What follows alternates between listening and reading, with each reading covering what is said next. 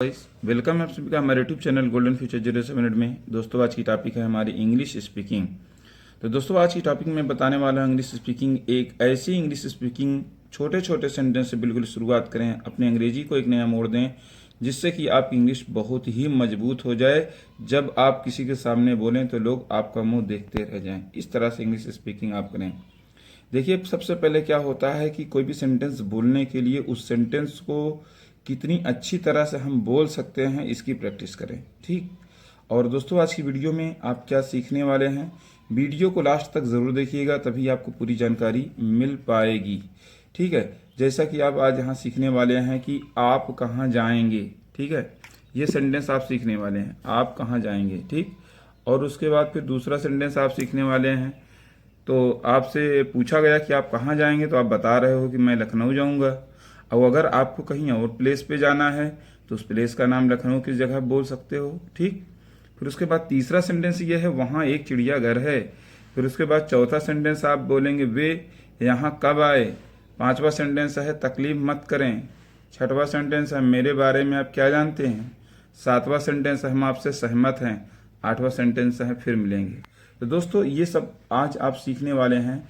तो अगर आप इन सभी वीडियो को जानना चाहते हैं तो वीडियो को शुरू करने से पहले अगर अभी तक आपने सब्सक्राइब नहीं किया है चैनल को तो आप हमारे चैनल को सब्सक्राइब कर लें। वीडियो पसंद आ जाए आपको वीडियो लाइक कर दें और कमेंट कर दें, हो सके तो शेयर भी कर दें। तो चलिए दोस्तों बिना किसी देर के आपके जो ये टॉपिक है इसको मैं शुरू करता हूँ। जैसे आप कहाँ जाएंगे, तो सबसे पहले क्या करना है, हमको कहाँ की इंग्लिश लेना है, ठीक है। तो सबसे पहले हमको कहाँ की इंग्लिश लिखना है, वेयर। क्या लिखना है, वेयर, ठीक। वेयर हमने लिखा।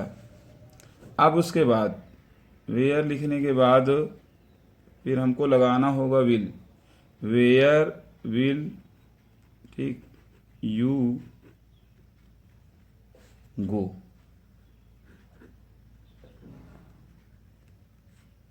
वेयर विल यू गो, आप कहाँ जाएंगे।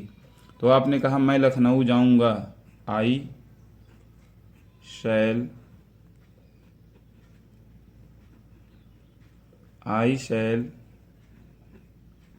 गो टू लखनऊ,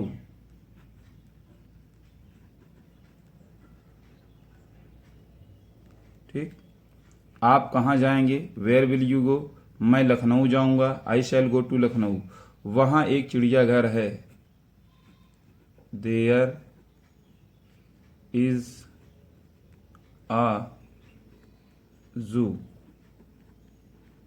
जू मीन्स होता है चिड़ियाघर। वहाँ एक चिड़िया घर है, देयर इज आ जू ना।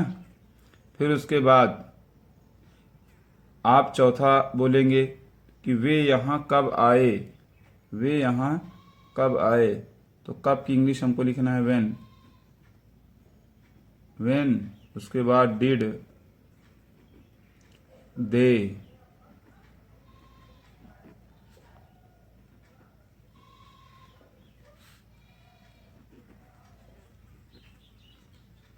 कम here. When did they come here, वे यहाँ कब आए। चौथा पांचवा सेंटेंस है तकलीफ मत करें, इसका हो जाएगा डोंट बी बदर। डोंट बी बदर, ठीक। डोंट बी बदर, तकलीफ मत करें। छठवां सेंटेंस है मेरे बारे में आप क्या जानते हैं। तो क्या की इंग्लिश लिखें, व्हाट डू यू नो। मेरे बारे में, अबाउट मी, अबाउट मी। सातवां सेंटेंस हम आपसे सहमत हैं, हम की इंग्लिश वी। फिर उसके बाद आर, सहमत की अंग्रेजी एग्री, वी आर एग्री। फिर उसके बाद विथ यू, ठीक। आठवां सेंटेंस फिर मिलेंगे, सी यू अगेन,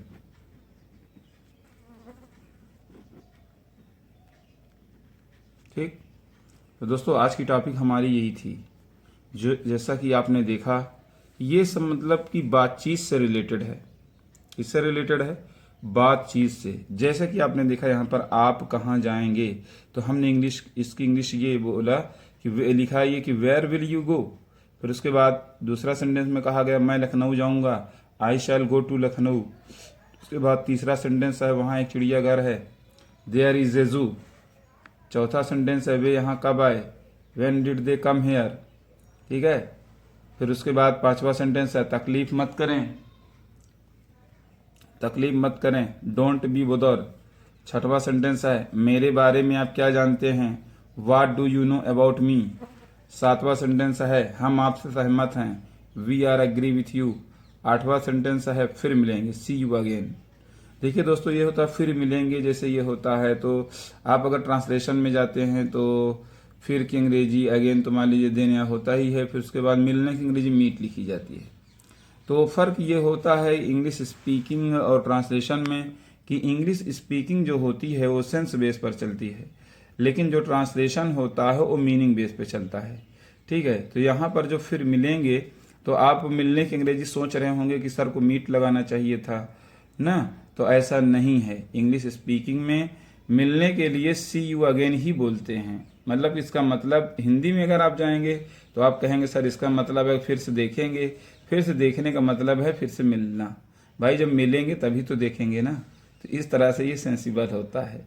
इसीलिए कुछ कुछ बच्चे जो है जो ट्रांसलेशन कर लेते हैं वो स्पीकिंग में कंफ्यूज रहते हैं। इसीलिए उनको इंग्लिश स्पीकिंग सीखना ज़रूरी है, क्योंकि जब तक वो सीखते नहीं हैं, क्योंकि ये सेंस बेस पर चलती है। जितना ही सेंसिबल आप सीखेंगे उतना ही बढ़िया आपकी अंग्रेजी होगी। इसलिए इंग्लिश स्पीकिंग जो है ट्रांसलेशन से अलग है। ट्रांसलेशन तो हर कोई कर लेता है भाई, जो रूल पढ़ा है, समझा है, टेंस जानता है, वो ट्रांसलेशन कर लेता है। और एक बात ये भी मैं कहता हूँ कि इंग्लिश स्पीकिंग की शुरुआत उसकी ट्रांसलेशन से भी हो जाती है। ऐसा नहीं है कि मतलब वो जब तक स्पीकिंग नहीं सीखेगा बोल नहीं पाएगा। मगर हाँ, एक बात है कि जब तक वो स्पीकिंग नहीं सीखता वो फ्लुएंटली नहीं बोल पाएगा। फ्लुएंटली मतलब समझ रहे हैं ना आप।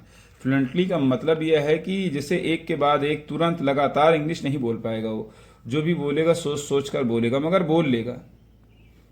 तो ये जो स्पीकिंग होता है ये आपकी स्पीकिंग को, इंग्लिश स्पीकिंग को जो है ना बिल्कुल तेज करता है कि आप दूसरों के सामने जाकर किस तरह से इंग्लिश में बातचीत करेंगे, किस तरह से बोलेंगे, ये सारा हुनर, ये सारा तरीका वो बताता है। इसमें कुछ शॉर्ट चीज़ें होती हैं, उन सभी शॉर्ट चीज़ों को सीखना होता है, जिसको सीख कर आप बढ़िया इंग्लिश को अपनी एक इंग्लिश को बढ़िया मजबूत कर सकते हैं। और अगर एक बार मजबूत हो गई ना इंग्लिश, तो फिर बाद में आपकी कमज़ोर नहीं होगी, ये मान के चलें आप।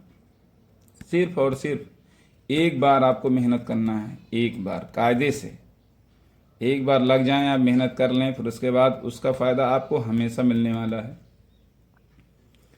ठीक है। आप हमेशा उसको जो है आप जब सीख जाएंगे तो ये नहीं कि आप खुद ही सीखे हैं, आप दूसरों को भी सिखा सकते हैं।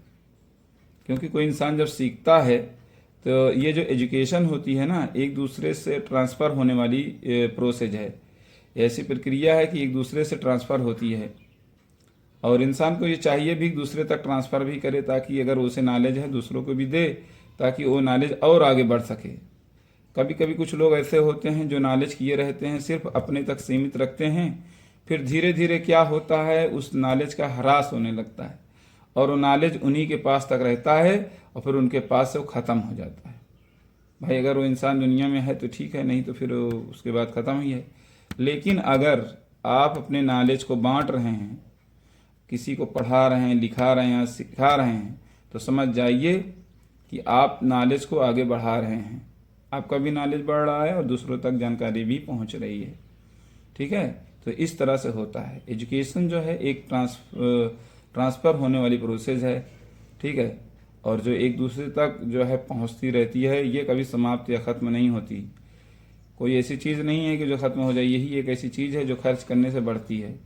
तो दोस्तों आज की टॉपिक हमारी जो है यही है, इंग्लिश स्पीकिंग। जैसा कि मैंने आपको बताया है, इसको आप सीख सकते हैं। अगर कोई प्रॉब्लम है आपको तो आप कमेंट बॉक्स पर आइए, कमेंट में हमें ज़रूर दीजिए, ज़रूर रिप्लाई आपको मिलेगा।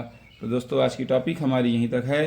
तब तक के लिए जितनी भी वीडियोज़ हमारे इस चैनल पर अपलोड हैं, सारी वीडियो को आप देखें। हो सकता है पता नहीं कौन सी वीडियो आपकी लाइफ को चेंज कर दे, ये सोच कर। तभी आप सक्सेस हो पाएंगे। ठीक है, तो दोस्तों आज की टॉपिक हमारी यहीं तक। मिलता हूँ नेक्स्ट वीडियो में, तब तक के लिए वही वॉच करते रहें। थैंक्स। ओके।